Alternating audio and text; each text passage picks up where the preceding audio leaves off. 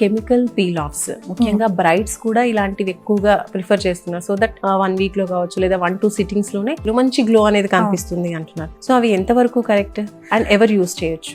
ఒకప్పుడు మనం physical scrubbing అని చేసేవాళ్ళం, మీకు ఐడియా ఉంటే. దాన్ని ఫిజికల్ ఎక్స్ఫోలియేషన్ అంటారు.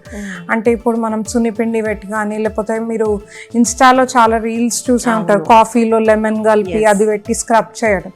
దాన్ని ఫిజికల్ ఎక్స్ఫోలియేషన్ అంటాం అనమాట. అంటే ఆ రబ్ చేసినప్పుడు ఏదైతే సూపర్ఫిషియల్ గా డెడ్ స్కిన్ ఉందో అదంతా ఊడిపోతుంది. అది స్కిన్ కి అంత మంచిది కాదు. ఎందుకంటే మనం తెలియకుండా స్కిన్ పైన మైక్రోటేర్స్, అంటే మన కంటికి కూడా కనిపించనంత సన్నగా కట్స్ చేస్తూ ఉంటాం అనమాట ఆ ఫిజికల్ స్క్రబ్బింగ్ వల్ల. దానికి medical alternative is chemical exfoliation. దాన్నే మనం కెమికల్ పీల్స్ అని పిలుస్తూ ఉంటాం. ఈ కెమికల్ పీల్స్ వల్ల ఏంటి అంటే మనకు చాలా రకాలు ఉంటాయి. కొన్ని ఏమో మనకు పిగ్మెంటేషన్ తగ్గించేవి, కొన్ని ఇన్స్టెంట్ గా గ్లో వచ్చేలాగా, కొన్ని యాక్నీ తగ్గేలాగా, అట్లా డిఫరెంట్ కండిషన్స్ కి మనం డిఫరెంట్ కాంపోజిషన్స్ లో ఇస్తూ ఉంటాం.